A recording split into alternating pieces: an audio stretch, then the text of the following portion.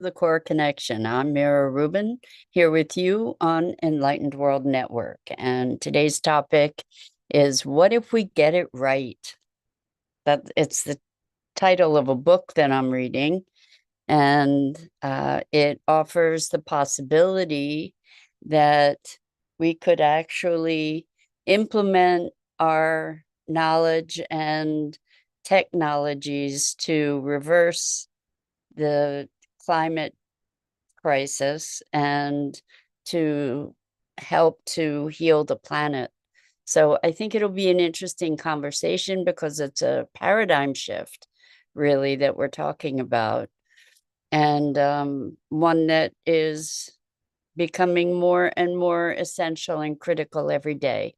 Good morning, Rosalind. Welcome. So good to have you here with us this morning. And welcome to everybody else who's joining us. Before we get started with the conversation today, let's just take a couple minutes to get present. So let's take a deep breath in through your nose and hold it. And imagine clean, crisp oxygen flooding your lungs, flowing into your bloodstream, nourishing all your cells, all your organs, bringing vital life energy to your body and being. And as you exhale, exhale any tension, stress, negativity, fatigue. And now let's take another deep breath in through your nose and hold it.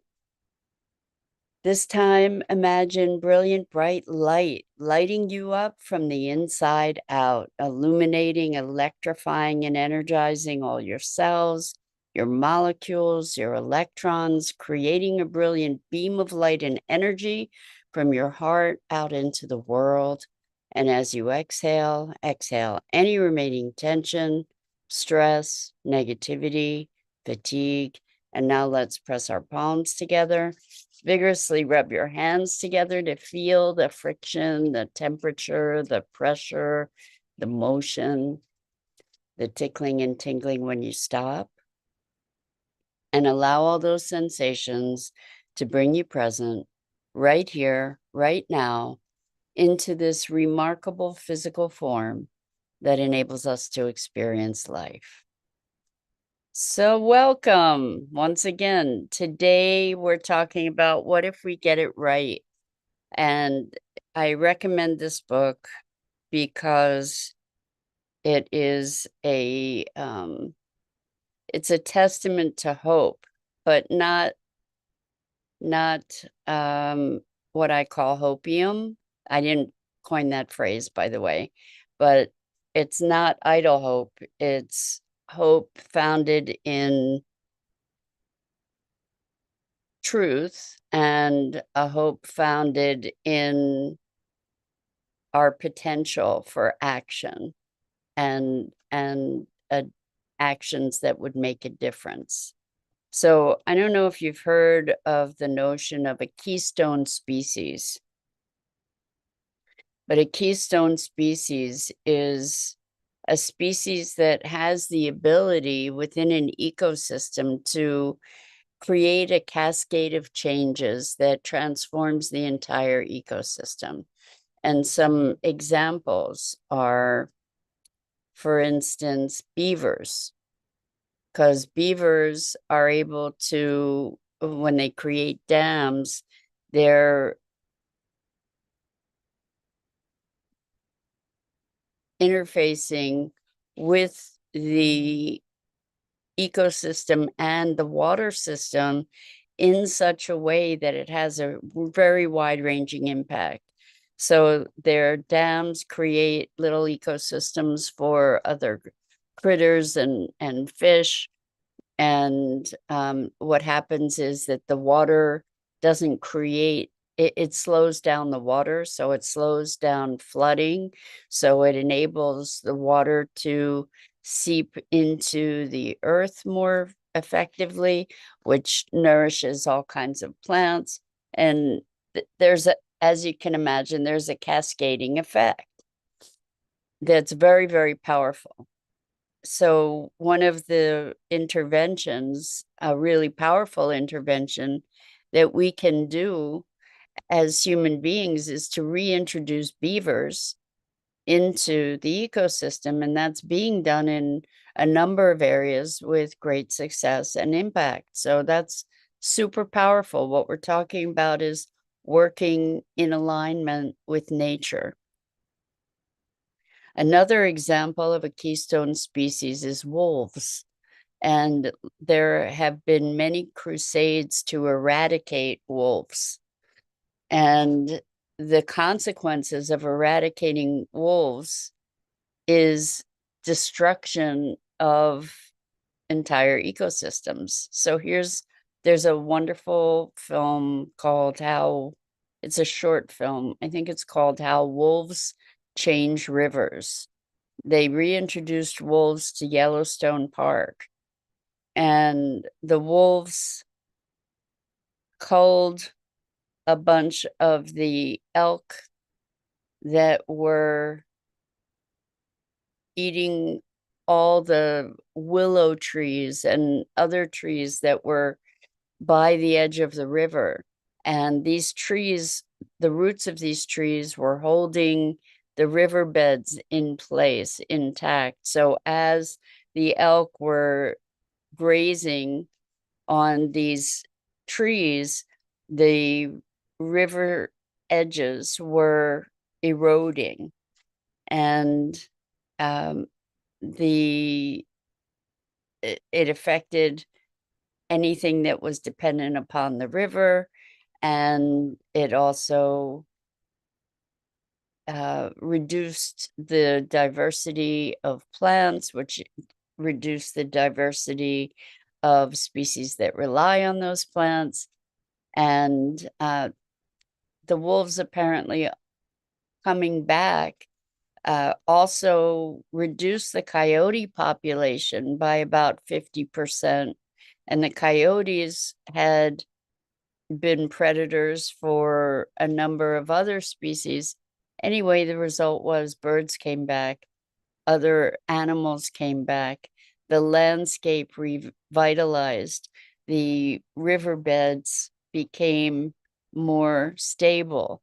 And so the course of the river actually ended up changing, all because of the cascade from reintroducing wolves to the wild.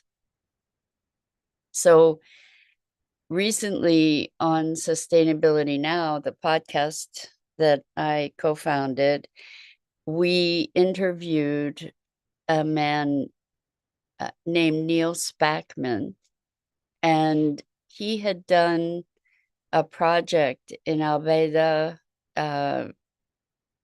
Saudi Arabia, I guess, is near Mecca. And they had, it was a beta project where they took 90 or 100 acres, and this was rubble. There was nothing but, it was just desert and dirt and boulders. Then that was it. And over the course of 9 or 10 years, 8 or 10 years, they were able to actually regreen the desert. They put up, they built dams in a way. They built these stone embankments that would slow the course of the water that would come as floods. Apparently, flooding in the desert is something that is pretty common, that all deserts flood. So what they did was they created all these different ways to slow the water down, like the beavers. And the rainfall there, it was so negligible, but when it rains, it pours. And the floods are so intense that people lose their lives and are swept away. Animals are swept away in these floods. And so in this project, they built these impediments for water. I don't remember all the technical terms for the different interventions that they did, but they built all these structures to slow down the water. And they also planted, I think they planted something like 4,000 trees of 10 different varieties. And over the course of the 8 years, they discovered 4 species of trees that thrived even in the drought. But what happened over this course of 8 years is they brought back all kinds of plants. I mean, well, they didn't bring back all kinds of plants. All kinds of plants came back. And this area previously, maybe 50 years ago, had been lush, with trees and grasses. And what happened was that people cut down the trees and overgrazed and decimated the land. And so what happened as a result of this work is in slowing down the water. The benefit of slowing down the water is not just to mitigate flood, but to allow the water to seep into the water table. When the water table's healthy, then that can support plants and it can support green growth. And so the dry spells, and there were apparently several years where it just didn't rain. And everything in this project that they had planted and built, everything started dying off due to no water. They curtailed the irrigation because they had cost overruns, and they decided to just say, okay, do or die. This thing is either going to work or it isn't. And over the course of a couple years, there was no rainfall, and it looked like it was just dying, this whole project. And then it rained, I think in 2019, after several years. And now, each year, the greening of this area is now proceeding naturally. If you're interested in hearing the interview, you can go to sustainabilitynow.global and learn about it. It's an interview in 2 parts, and the second part is about restoring mangroves and creating shrimp farms that have a much greater productivity than traditional shrimp farms. And the waste from shrimp farms has been very problematic because it typically is dumped into the ocean. It's toxic. It's non-beneficial for the ocean. However, it can act as very effective fertilizer for mangroves. And mangroves are a very important ecological element because they're essentially saltwater forests, but they sequester an incredible amount of carbon, sustain a whole bunch of life forms. And what Neil was doing was creating this circular economy that created a food supply and took the waste, reduced the footprint of that food supply in physical dimensions, and or optimized it, and then took the waste from that and used it to create a very effective and important ecological benefit. They talk about ecological services, which is really interesting, kind of twisty way to talk about valuing nature. Anyway, we started out talking about keystone species and what if we get it right. So these are human interventions, human aided interventions that can help to enliven the planet and our ecosystems. Another person named Zach Weiss is doing marvelous things, teaching people the kinds of things that Neil was implementing in the desert to heal the water cycle. In other words, to allow what happens when the water cycle is healed, when the earth is able to absorb water, when the water tables are healthy, is that more plants grow. When more plants grow, there's more moisture that goes into the air and into the earth. There's this cycle, this water cycle that actually changes temperature. And it makes for more temperate weather so that you don't have the dramatic deluges and droughts. It mitigates a lot of the weather extremes. So Zach Weiss has an organization called Water Stories, and they have trained, I think that they've exposed their work to probably millions of people, but I think they've trained thousands of people around the world by now in how to do this work. Good morning, Shosha. So good to have you joining us. Welcome. So back to this notion of keystone species, we have been conditioned in so many ways to believe that we're a scourge on the planet. And it's not to say that we haven't been, we have been.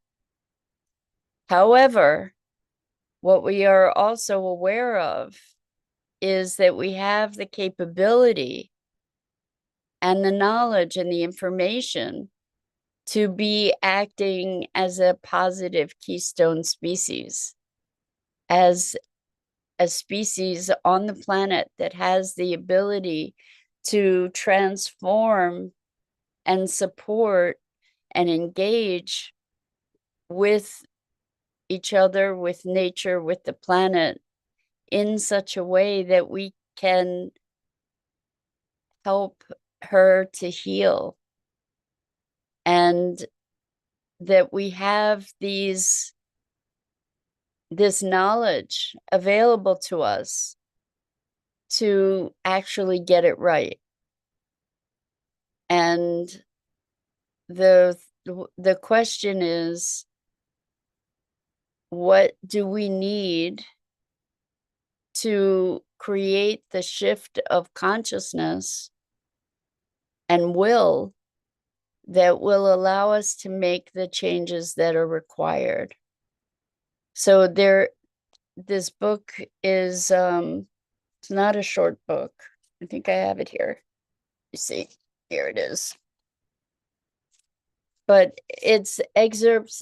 So far, I'm listening to it, and I recommend listening to it because it seems what it is it seems like podcast interviews with a lot of different people who have all kinds of solutions on what can be done. So it's a really good listen on Audible, and you might find it on other platforms. But I recommend it because it offers us a different vantage point, and it starts creating a new narrative. And we talk all the time about how important our narrative is in shaping who we are and in shaping what reality is. And there are things that we can do. One of the things I don't know if you're familiar with the concept of ikigai. Ikigai is sort of the marriage of passion, talent, and livelihood, and the intersection of what you love, what you're skilled at, and how you can make a living. And she incorporates a version of Ikigai in talking about how we can all get engaged in climate action. The more of us that are engaged and creating this new narrative of possibility, not that is actually grounded in fact, rather than allowing ourselves to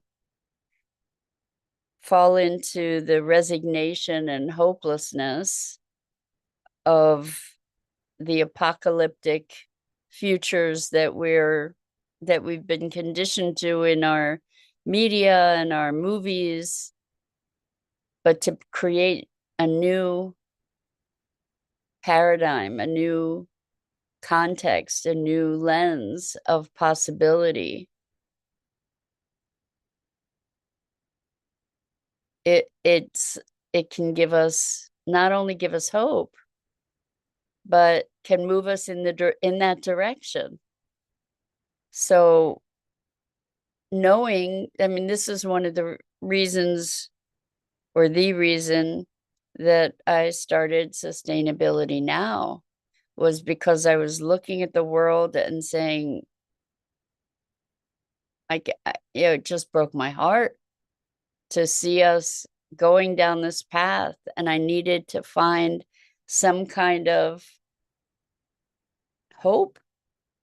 And the author of this book has the same motivation. Her name is Ayanna Elizabeth Johnson. And again, this is the book, What If We Get It Right? And it takes courage to think about that, because it means that we need to get called to action. And we don't know for sure. It's not a certainty that we're going to do it, that we're going to make it. But she, in this book, makes no bones about the dire circumstances that we're facing. And we don't really hear a lot about that. We do hear about the fires and we do hear about the floods, but we don't hear about the fact that there's action that we can take and that needs to be taken. We just see that things are getting worse, but they're not getting worse on all fronts. There are people that are regreening deserts. There are people who are healing the water cycle. There are people who are developing alternatives to plastics as we know them. Shosha says, thank you for the recommendation. We'll check it out. You're welcome, Shosha. I recommend listening to it, because it's not only the author, but the people that she's interviewing, or at least as far as I've listened so far. So the first bit of it is a pretty heavy duty wake-up call. However, I think it's important for us to be aware of what we're facing so that we can steel ourselves to get engaged, to take action. And there's a creativity to that. And there's a joy and a passion and a hopefulness about that can help us to address the underlying malaise, the underlying anxiety, fear, sorrow that we typically don't name because we feel hopeless and helpless about it. So it's easier to ignore it than to confront it, or, to face it. And this is our time. I would venture to say that we came here for this opportunity to make a massive transformation on the planet.